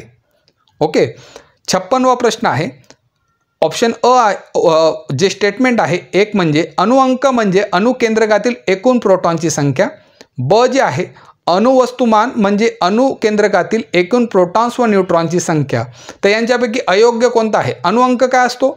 तर जेवढे प्रोटॉनची संख्या असते किंवा इलेक्ट्रॉनची जी संख्या असते त्याला आपण अणुअंक म्हणतो. म्हणजे हे जे स्टेटमेंट आहे ते बरोबर आहे. अणुवस्तुमान काय असतं? वजन असतं. तर केंद्रकातील एकूण प्रोटॉन आणि न्यूट्रॉनची जी संख्या असते ते तुमचं अणुवस्तुमान असणार आहे. म्हणजे हे दोघी स्टेटमेंट तुमचे राईट आहेत. तर यापैकी कोणतं स्टेटमेंट तुमचं रॉंग नाही? उत्तर येणार आहे दोन्ही नाहीत, अयोग्य विचारलेलं होतं. आता याचं जे रेफरन्स आहे ते पुन्हा आपलं केमिस्ट्रीचं रसायनशास्त्राचं बेसिकमध्ये मी तुम्हाला अणुवस्तुमानांक आणि ॲटॉमिक नंबर आणि अणुअंक याच्या अणुअंक आणि अणुवस्तुमानांक याबद्दल डिटेलमध्ये एक्सप्लेन केलेलं होतं. 1 तासाचं लेक्चर होतं, लाईव्ह लेक्चर आपलं ते होणार होतं. ओके, पुढे गेल्यानंतर तुमचा राज्यसेवा 2016चाच परत पूर्वपरीक्षेचा प्रश्न आहे. जसजशी रासायनिक अभिक्रिया होत राहते वेळेनुसार तिचा वेग. आता हा जो प्रश्न आहे 2019 मध्ये सुद्धा रिपीट केलेला होता. मंदावतो, वाढतो, बदलत नाही आणि खूप वेगाने वाढतो. आता मागेच आपण एक्सप्लेनेशन घेतलेलं आहे. तुमचं चॅप्टर होतं, चॅप्टर कोणतं होतं? रासायनिक अभिक्रिया आणि समीकरणे. याच्यामध्ये तुम्ही रासायनिक अभिक्रियाच्या दरावर परिणाम करणारे घटक पाहत होते. तेव्हा पाहिलं होतं की रासायनिक अभिक्रिया स्टार्टिंगला एकदम फास्ट राहते, त्याच्यानंतर हळूहळू तिचा वेग जो आहे तो मंदावत असतो. मग रासायनिक अभिक्रिया होत राहते तर तिचा वेग असतो तो मंदावतो. उत्तर येणार आहे डिक्रीज, म्हणजेच तुमचा मंदावतो हे तुमचं उत्तर येणार आहे. प्रश्नाकडे जाऊया. पुढचा प्रश्न काय आहे? राज्यसेवा 2016च्या पूर्वला विचारलेला प्रश्न आहे. नैसर्गिक रबर हा एक डॅशचा पॉलिमर आहे. नैसर्गिक रबर हा कशाचा पॉलिमर आहे असा प्रश्न विचारलेला आहे. ऑप्शन 1 आहे प्रोपिन, ऑप्शन बी आहे आयसोप्रीन, फॉर्मल्डिहाइड आणि फिनॉल हे 4 ऑप्शन तुम्हाला दिलेले आहेत. ओके, तर या 4 ऑप्शनपैकी तुम्हाला पाहायचं आहे की कशाचा पॉलिमर आहे आणि याचं जे सोल्युशन आहे ते तुम्हाला परत इयत्ता 10वीच्या विज्ञान भाग 1 मध्ये कार्बनी संयुगाचा जो लास्टचा पार्ट आहे त्याच्यामध्ये नैसर्गिक बहुवार्के आणि त्यांचे आढळमध्ये तुम्हाला पाहायला भेटेल. रबर नैसर्गिक रबर आहे त्याच्यामध्ये जे बहुवारिक आहे ते आहे आयसोप्रीन. काय आहे? आयसोप्रीन. आणि याचा जो आढळ असतो तो रबराच्या झाडाचा जो चीक असतो त्याच्यामध्ये त्याचा आढळ असणार आहे. डायरेक्ट प्रश्न त्यांनी 10वीच्या पुस्तकावरून घेतलेला होता.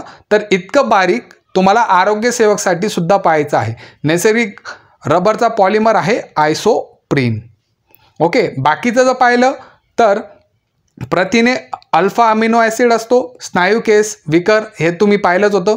DNA जो असतो त्याच्यामध्ये बहुवारिक एक वारिक जे असणार आहे, न्यूक्लियोटाईड असणार आहे, गुणसूत्रासाठी तो गुणसूत्रामध्ये ते असतं. या सर्व गोष्टी आहेत ते तुम्हाला कार्बनी संयुगांमध्ये या चॅप्टरमध्ये लास्टच्या पार्टमध्ये पाहायला भेटतो. पुढचा जो प्रश्न होता राज्यसेवा 2017च्या पूर्वला विचारलेला प्रश्न होता. सांद्री भवनादरम्यान उत्सर्जित होणाऱ्या उष्णतेस काय म्हणतात? ओके, सांद्री भवन जे असतं इंग्लिशमध्ये आपण त्याला कंडेन्सेशन म्हणतो. आणि जेव्हा कंडेन्सेशन होतं तेव्हा जी उष्णता निर्माण होते तिला काय म्हणतात? ह्युमिडिटी ऑप्शन होतं ज्याला आर्द्रता आहे. अनुद्भव म्हणजे लॅटन हीट, आपण लॅटन हीट म्हणूया. नंतर बाष्पीभवन आणि संप्लवन अशी उष्णता दिलेली होती. आता उष्णतेचे प्रकार आपण पाहिले होते जेव्हा कंडेन्सेशन किंवा अदर काही गोष्टी जेव्हा होत होत्या तेव्हा आपण 2च उष्णता पाहिल्या होत्या. एक होती लॅटंट हीट आणि एक होती तुमची sensible heat. Okay, sensible heat. हे जे 2 हीटचे प्रकार होते. पाण्याचं रूपांतर आपण कशात करत होतो? वाफेमध्ये करत होतो. स्टार्टिंग आपण बर्फापासून केलेली होती आणि अशा पद्धतीचा आपण ग्राफ ड्रॉ केलेला होता. उष्णता चॅप्टर आहे विज्ञान भाग 1 मध्ये. उष्णता चॅप्टरमध्ये हे सर्व जे पॉईंट होते ते दिलेले होते.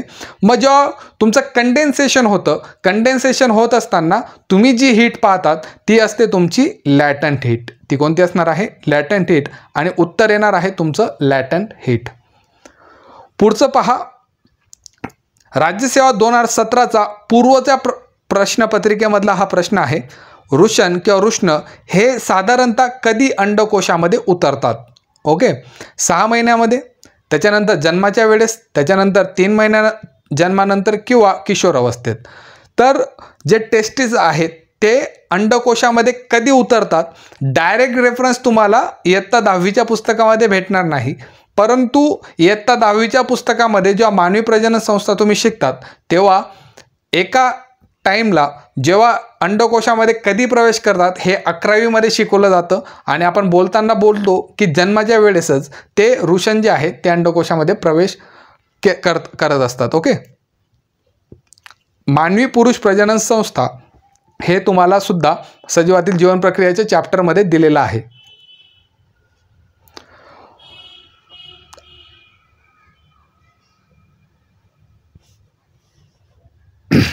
पुढचा जो प्रश्न आहे राज्यसेवा 2018च्या पूर्वला विचारलेला प्रश्न आहे. खालीलपैकी योग्य विधान ओळखा. विधान दिलेले आहेत, थोडं झूम करूया. विशिष्ट तापमानावर ठराविक आकारमानाच्या हवेत असलेले बाष्पाचे प्रमाण म्हणजे त्या हवेची सापेक्ष आर्द्रता होय. विधान ब दिलेलं आहे. हवेची निरपेक्ष आर्द्रता आणि त्याच तापमानावर त्या हवेची कमाल बाष्पधारण शक्ती यांच्या गुणोत्तराला विशिष्ट आर्द्रता असं म्हणतात. एक आहे विधान अ आणि ब दोन्ही बरोबर आहेत. दुसरं ऑप्शन आहे विधान अ आणि ब दोन्ही चूक आहेत. तिसरं ऑप्शन आहे विधान अ बरोबर आहे, ब चूक आहे. आणि चौथं ऑप्शन आहे विधान अ चूक आहे आणि विधान ब बरोबर आहे. आता ह्या ज्या कन्सेप्ट आहेत, कोणकोणत्या कन्सेप्ट, जशी सापेक्ष आर्द्रतेची कन्सेप्ट आहे, विशिष्ट आर्द्रतेची कन्सेप्ट आहे, निरपेक्ष आर्द्रतेची कन्सेप्ट आहे, हवेची कमाल बाष्पधारण शक्ती याची जी कन्सेप्ट आहे, याबद्दल जेव्हा आपण दवबिंदू तापमान आणि आर्द्रता हा जो पॉईंट पाहिलेला होता, उष्णतेमधला जो पॉईंट होते त्याच्यामधले या सर्व कन्सेप्ट क्लिअर केलेले आहेत. पहिली कन्सेप्ट होती तुमची आर्द्रता. हवेतील पाण्याच्या वाफेमुळे हवेत निर्माण जो ओलावा होतो किंवा दमटपणा असतो त्याला आर्द्रता म्हटलं जातं. नंतर आपण पाहिलं होतं संपृक्त हवा काय असते, असंपृक्त काय असते. हवा संपृक्त होण्यासाठी काय लागतं, हवा असंपृक्त होण्यासाठी काय लागतं. नंतर 40 डिग्री सेल्सिअसचं आपण एक एक्झाम्पल घेतलं होतं. 1 किलोग्राम कोरड्या हवेत जास्तीत जास्त किती ग्रॅम पाण्याचे बाष्प वाहू शकतात. 20 डिग्री सेल्सिअसला जास्तीत जास्त किती वाहू शकतात. तर हे संपृक्त असंपृक्तबद्दल बोललेलं होतं. मग तिथं पुढे तुम्हाला सापेक्ष आर्द्रता याचे सुद्धा डेफिनेशन पाहायला भेटत होती. या सर्व गोष्टी पहिले आपण निरपेक्ष आर्द्रतेबद्दल बोलूया. हवेतील पाण्याच्या बाष्पेचे प्रमाण निरपेक्ष आर्द्रता या राशीने मोजले जायचे. ओके. एकक आकारमानाच्या हवेमध्ये असलेल्या पाण्याच्या वाफेच्या वस्तुमानास निरपेक्ष आर्द्रता असं म्हटलं जातं. या सर्व गोष्टी आपण त्या लेक्चरमध्ये डिस्कस केलेल्या होत्या. मी तुम्हाला अशा पद्धतीचं एक मोठं एक झाड वगैरे काढून दिलेलं होतं आणि पर्टिक्युलर एरियामध्ये आपण पाणी भरत होतो आणि सापेक्ष आर्द्रता निरपेक्ष आर्द्रता याविषयी बोलत होतो. ओके. तर याचं जे उत्तर आहे, सापेक्ष आर्द्रता जे आहे ते वेगळी आहे. ओके. त्याच्यानंतर तुमची विशिष्ट आर्द्रता आहे ती सुद्धा वेगळी आहे. तर विधान अ आणि ब या स्टेटमेंटमध्ये दोन्ही विधानं तुमची चूक ठरत होती. ओके. उत्तर येणार होतं दोन्ही विधाने बरोबर, दोन्ही विधानं चूक. ओके. पुढचं राज्यसेवा 2018च्या पूर्वला विचारलेला प्रश्न आहे. खालीलपैकी काय जिओस्टेशनरी ऑर्बिटचे अचूकपणे वर्णन करतो. मागे एक प्रश्न होता ज्याच्यामध्ये सुद्धा जिओस्टेशनरी ऑर्बिटबद्दल बोललं गेलेलं होतं. समुद्र सपाटीपासून उंची याची 20,000 किलोमीटर व एक कक्षा परिभ्रमणास 12 तास लागतात. जिओस्टेशनरीबद्दल बोललेलं होतं की तो उच्च कक्षामध्ये जातो. उच्च कक्षामध्ये जिओस्टेशनरी सॅटेलाइट तुम्हाला पाहायला भेटतो आणि उच्च कक्षा कुठून स्टार्ट होते, 35,780 किलोमीटरच्या नंतर तुमची उच्च कक्षा ही स्टार्ट होते. तिथंच तुमचा जिओस्टेशनरी सॅटेलाइट तुम्हाला पाहायला भेटतो, ज्याला भूस्थिर उपग्रह असं सुद्धा म्हणतात. आणि त्याला एक चक्कर मारण्यासाठी 24 तास लागतात. 10वीच्याच पुस्तकामध्ये या गोष्टी दिलेल्या होत्या. ओके. तर पहिले जे स्टेटमेंट आहे, समुद्र सपाटीपासूनची उंची 20,000 किलोमीटर व एक कक्षा परिभ्रमणास 12 तास लागतात, हे स्टेटमेंट तुमचं रॉंग आहे. दुसरं स्टेटमेंट पहा, समुद्र सपाटीपासूनची त्याची उंची 36,000 किलोमीटर आहे, म्हणजे हे बरोबर आहे. आणि एक कक्षा परिभ्रमणास त्याला किती तास लागतात, 24 तास लागतात. तर हे स्टेटमेंट तुमचं राईट आहे. उत्तर तुमचं ऑप्शन 2 येणार आहे. समुद्र सपाटीपासूनची त्याची उंची 400 किलोमीटर, एक कक्षा परिभ्रमणास 90 किलोमीटर.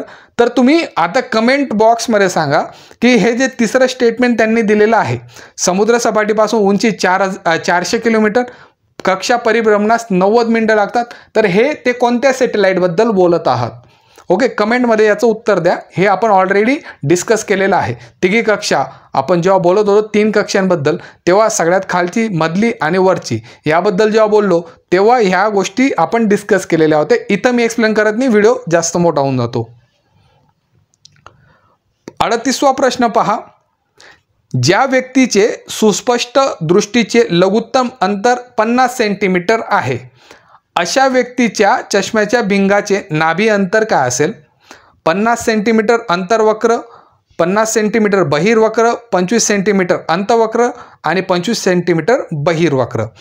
भिंग नावाचं चॅप्टर आहे इयत्ता 10वीला. या भिंग नावाच्या चॅप्टरमध्ये अशा टाईपचे तुम्हाला न्यूमेरिकल पाहायला भेटतील. आता हे न्यूमेरिकल कशा पद्धतीने टॅकल करायचं आहे किंवा हेच न्यूमेरिकल तुम्हाला आरोग्य सेवकला विचारलं गेलं तर कशा पद्धतीने टॅकल करावं लागेल, वेगळ्या टाईपचा प्रश्न आहे. मी तुम्हाला थोडं एक्सप्लेन करतो याच्याबद्दल. तर आता या प्रश्नामध्ये कसं जाऊया. सगळ्यात आधी तुम्हाला एक माहीत पाहिजे की माणसाला जे जवळचं दिसतं, नॉर्मल जो माणूस असतो त्याला जवळचं कधी दिसतं? जेव्हा त्याचं जो सुस्पष्ट दृष्टीचं लघुत्तम अंतर जे आहे त्याचं 25 सेंटीमीटर पाहिजे. किती पाहिजे? 25 सेंटीमीटर. ठीक आहे. आता या केसमध्ये एक माणूस आहे, त्याचं जवळचं जे आहे, जवळ जे दिसतं त्याचं सुस्पष्ट दृष्टीचं लघुत्तम अंतर जे आहे ते आता आहे त्याचं 50 सेंटीमीटर आणि त्याच्यामुळे त्याला चष्मा लागणार आहे की त्याचं जे अंतर आहे ते 50 पासून 25 मध्ये त्याला शिफ्ट करायचं आहे. मग आपल्याला चष्मा ठरवायचा आहे की कोणता चष्मा त्याला परफेक्ट बसतो. ओके, मग हा जो 25 सेंटीमीटर आहे त्याला तुम्ही मानून घ्या. काय मानून घ्या? यू मानून घ्या. यू म्हणजे सगळ्यात आधी आपण जो फॉर्म्युला पाहिलेला होता, एक फॉर्म्युला आपण पाहिलेला होता, 1/f is equal to 1/v minus 1/u. Final आणि इनिशियल स्टेजेस आपण घेतलेल्या होत्या. याच्यापैकी हा जो यू आहे तो तुम्ही 25 सेंटीमीटर घेतला. त्याच्यानंतर आता सध्या जो आहे त्याचा शिफ्ट झालेला जो आहे तो 50 सेंटीमीटर आहे, तर तो तुमचा व्ही होईल. काय होणार आहे? व्ही होणार आहे. आणि जवळचा आहे म्हणून निगेटिव्ह दोघांना आपण साईन देऊन देऊ. ओके, आणि आता आपल्याला नाभी अंतर काढायचं आहे. ओके, मग याच फॉर्म्युल्यामध्ये पुट करा. 1/f is equal to 1/u. काय व्ही काय आहे तुमचा? वजा 50 सेंटीमीटर आणि यू काय आहे तुमचा? 1/-25 सेंटीमीटर. आता हे वजा आणि वजा हे काय होऊन जातात? अधिक होऊन जातात. म्हणजे तुमचा 1/-50 आणि प्लस 1/25. ओके, हे हा मायनस आणि हा मायनस तुमचा प्लस झालेला तुम्हाला दिसतो. सॉल्व केल्यानंतर तुमचं जे उत्तर येईल 1/50 येईल. ओके, आणि इकडचा 1/f खाली कॅरी फॉरवर्ड होईल. ओके, इकडं पण 1/fच होता. इथं f खाली आहे, इथं 50 खाली आहे, म्हणजे तुमचं f जो येणार आहे ती तुमची किती येणार आहे? फोकल लेंथ जी येणार आहे ती तुमची 50 सेंटीमीटर येणार आहे. किती येणार आहे? 50 सेंटीमीटर फोकल लेंथ असलेला चष्मा तुम्हाला वापरायचा आहे. आणि जवळच्या दृष्टीबद्दल बोलत आहे, हे प्लस आहे. हे काय आहे? प्लसचं चिन्ह आहे. इथं फोकल लेंथ तुमची प्लस येत आहे म्हणून तुम्ही कॉन्व्हेक्स लेन्स वापरणार आहात. कॉन्व्हेक्स लेन्स वापरणार आहात. ओके, ऑप्शनमध्ये पाहूया. 50 centimetre concave, 50 centimetre convex, 25 centimetre concave आणि 25 सेंटीमीटर कॉन्व्हेक्स. तर 50 सेंटीमीटर कॉन्व्हेक्स म्हणजे बहिर्वक्र भिंग तुम्ही त्या व्यक्तीसाठी वापरणार आहात. ठीक आहे. आता हे जे आहेत हे सर्व जे फॉर्म्युले मी घेतलेले आहेत, ज्यांना इथं कळत नसेल त्यांनी परत न्यूमेरिकलचं लेक्चर पहा आणि भिंग चॅप्टर आपण जे घेतलेलं आहे ते तुम्ही रेफर करू शकता. जवळपास सगळ्या लोकांनी ते भिंग चॅप्टर पाहिलेलंच आहे म्हणून इतक्या काही अडचणीची गोष्ट इथं नाही. राज्यसेवा 2018चा पूर्वचा प्रश्न आहे. 10 ओहमचा रोध 12 व्होल्टच्या विद्युत घटात जोडल्यास 10 ओहमचा रोध आहे. रोध म्हणजे काय असतो? त्याला आपण आर, ज्याला रेजिस्टन्स म्हणतो, तो किती आहे? 10 ओहमचा आहे. ओके, किती व्होल्टच्या विद्युत घटास? आता जिथं व्होल्ट दिलेला असतं तो तुमचा व्ही असणार आहे. विद्युत घट याला जोडलेला आहे तर तो 12 व्होल्टचा विद्युत घट आहे. 12 व्होल्टचा. त्याच्यानंतर जोडल्यास रोधातून 1.1 एम्पियर विद्युत धारा वाढते. ॲम्पियर विद्युतधारा म्हणजे ती तुमची करंट आहे. किती आहे? 1.1 ॲम्पियर. ओके. विद्युत घटाच्या अंतर्गत रोध काढा. विद्युत घटाचा अंतर्गत रोध तुम्हाला काढायचा आहे. आता अंतर्गत रोध ही कन्सेप्ट काय आहे?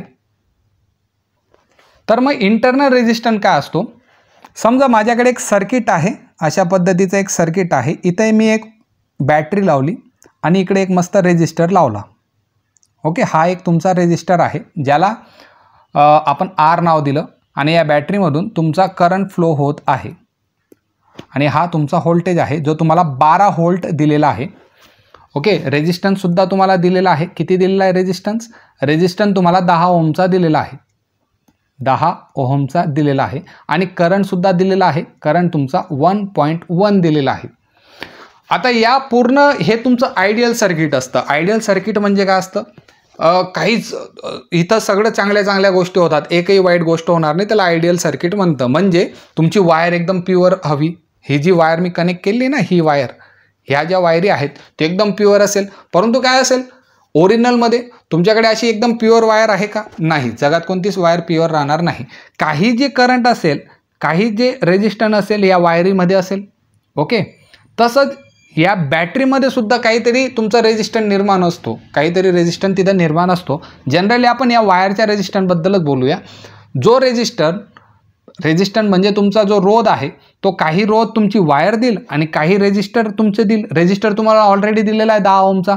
मग तुम्हाला हा जो रेजिस्टन्स आहे या वायरीचा तो कॅल्क्युलेट करायचा आहे की बाकी इकडं तिकडं कुठं गेलं. ओके. बाकी इकडं तिकडं कुठं गेलं. मग रेजिस्टन्स कॅल्क्युलेट करताना तुमच्याकडे फॉर्म्युला आहे, महत्त्वाचा formula Ohm's law, V=IR. Okay. Voltage दिलेला आहे 12 व्होल्ट दिलेला आहे. आय दिलेला आहे 1.1 दिलेला आहे. रेजिस्टन्स दिलेला आहे. आता हा जो रेजिस्टन्स आहे फक्त तोच घ्यायचा का? नाही. तर हे जी वायर असणार आहे ही वायरसुद्धा काहीतरी रेजिस्टन्स तुमचा कंटिन्यू करणार आहे, काहीतरी रेजिस्टन्स त्याला जोडलेला असणार आहे. ओके. मग आपला जो आर आहे तो तर घ्यायचाच, परंतु एक इंटरनल रेजिस्टन्स सुद्धा याच्यामध्ये ॲड करायचा, छोटासा रेजिस्टन्स, म्हणून त्याला मी छोटा आरने डिनोट केलेला आहे. ओके. मग आता सॉल्व करून घेऊ. 1.1 गुणिले आर किती दिलेला आहे त्यांनी? आर किती दिलेला आहे? आर दिलेला आहे 10. ओके. इथं 10 टाका आणि हा छोटा जो आर आहे तो तुम्हाला कॅल्क्युलेट करायचा आहे. 12 = 1.1 गुणिले, आता हा मध्ये कंसाला गुणाकार करेल, 10 प्लस 1.1 गुणिले आर.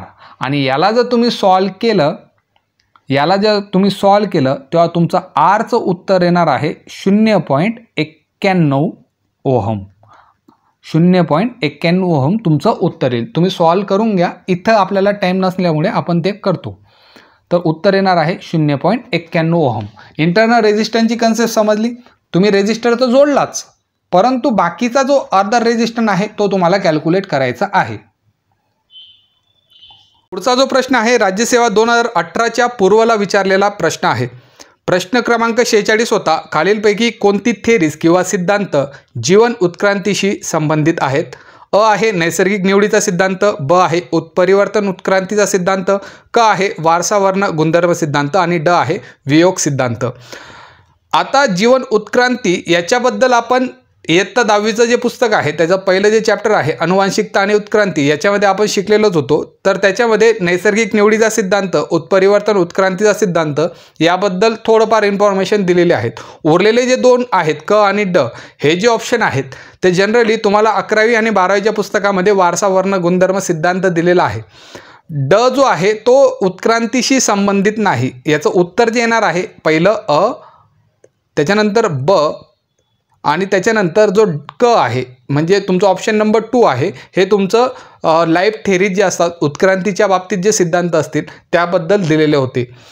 या चॅप्टरमध्ये आपण जे उरलेले वरचे 2 सांगितले त्या 2 बद्दल थोडीफार इन्फॉर्मेशन या चॅप्टरमध्ये दिलेली आहे. बाकीचं जास्त डिटेल एक्सप्लेनेशन म्हणजे जी तिसरी थेरी आहे वारसा वर्ण गुणधर्म सिद्धांत याच्याबद्दल या चॅप्टरमध्ये दिलेले नाहीत. तर थोडंफार टॅकल करून तुम्ही ते करू शकत होते.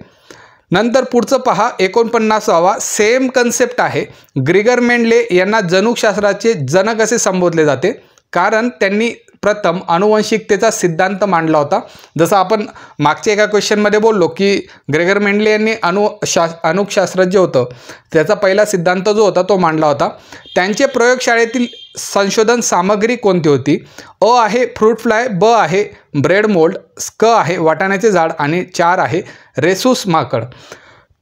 आता हे जे आहे ते तुमच्या पुस्तकात दिलेले नाही. तुमच्या पुस्तकात फक्त एकच लाईन दिलेली होती, आधुनिक अनुवंशिकेचा प्रारंभ ग्रेगर मेंडले यांनी केलेला आहे आणि त्यांनी बराच काळ संशोधन केलेलं होतं आणि त्यांचे निष्कर्ष त्यांनी शोधून आणलेले होते.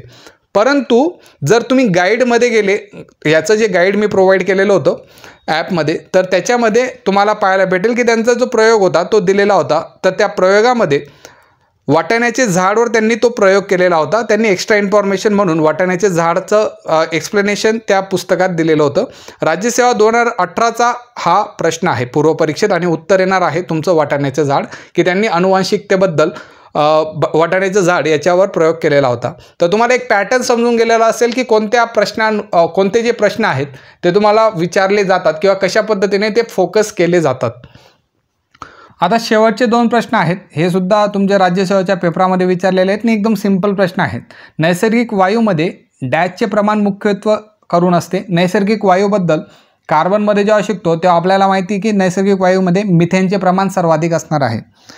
55वा प्रश्न आहे, नैसर्गिक स्रोतातील कोणत्या घटकापासून चरबी व तेल मिळते? सजीवातील जीवन प्रक्रिया या चॅप्टरमधलंच तुम्हाला पाहायला भेटतं की चरबी आणि तेल कुठून भेटणार आहे? लिपिडपासून आपल्याला ते भेटणार आहे. ठीक आहे.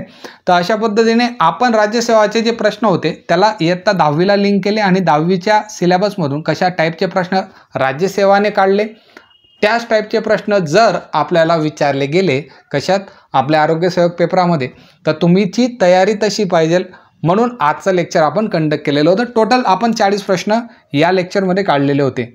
ओके. तर पुढचं जे असणार आहे PSI STI मध्ये जे त्यांनी प्रश्न 10वीच्या पुस्तकातून काढले त्यांना परत आपण कंपाईल करून घेऊ आणि ते सुद्धा आपण प्रॅक्टिस करू, म्हणजे कोणतेच प्रिव्हियस इयर क्वेश्चन आपले राहणार नाहीत.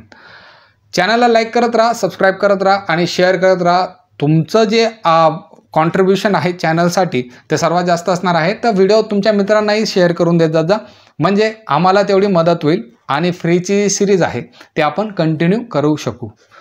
लेक्चर पूर्ण पाहिल्याबद्दल धन्यवाद. तर आता थोडी इन्फॉर्मेशन, आपली जी आरोग्यसेवकची जी तांत्रिक टेस्ट सिरीज आहे त्याच्याबद्दल भरपूर लोक विचारपूस करत होते, तर ती तुम्हाला भेटेल थिंक लाईक गुरु या ॲपवर. प्ले स्टोअरवर ते ॲप अवेलेबल आहे. 245चा कोर्स आहे. नवीन अभ्यासक्रमानुसार आपली टेस्ट सिरीज ती डिझाईन केलेली आहे. चॅप्टर वाईज तुम्हाला 32 टेस्ट भेटतील. नंतर संपूर्ण अभ्यासक्रम 10 टेस्ट ऑलरेडी अपलोडेड आहेत. 11वी आणि 12वी पुढच्या वीकमध्ये होणार आहे. त्याच्यानंतर आपण जे यूट्यूबला जेवढे पण MCQ सेशन घेतलेले आहेत त्या सर्वांची जी PDF आहे ती तुम्हाला तिथं भेटणार आहे. तिथून तुम्ही डाउनलोड करू शकता आणि प्रिंटही काढू शकतात. तुमच्या वेळेनुसार तुम्ही कधीही पेपर देऊ शकतात. कॉम्प्युटरवर तुम्ही पेपर सॉल्व करू शकणार आहेत आणि इतके विद्यार्थी आहेत, जवळपास 2 ते 3 हजार विद्यार्थी त्याच्यावर आहेत. म्हणून तुम्हाला महाराष्ट्रामध्ये तुमचं टोटल कॉन्ट्रीब्युशन किती किंवा तुमचा अभ्यास किती झालेला आहे ते तिथं तुमचं क्लिअर होऊन जाईल, कारण की तिथं रँकही तुम्हाला पाहायला भेटते. आणि कुठून कॉपी केलेले नाही, आपण ऑलरेडी प्रश्न बनवलेले आहेत. जे यूट्यूबला झालेले आहेत त्याच्या व्यतिरिक्त सुद्धा तिथं तुम्हाला प्रश्न पाहायला भेटतील. तर तुम्हाला जर वाटत असेल की टेस्ट सिरीज जॉईन करायची किंवा नोट्स पाहिजे असतील तर तुम्ही हा कोर्स विकत घेऊ शकता. 245 मध्ये हा कोर्स आहे. बाकी जे लेक्चर आपले होतात ते सर्व यूट्यूबला होतात आणि सर्व लेक्चर आपले फ्रीमध्येच आहेत, तर ते तुम्ही फॉलो करू शकतात. बाकी टेस्ट सिरीजचे विचारणा जे करत होते त्यांच्यासाठी ही इन्फॉर्मेशन आहे.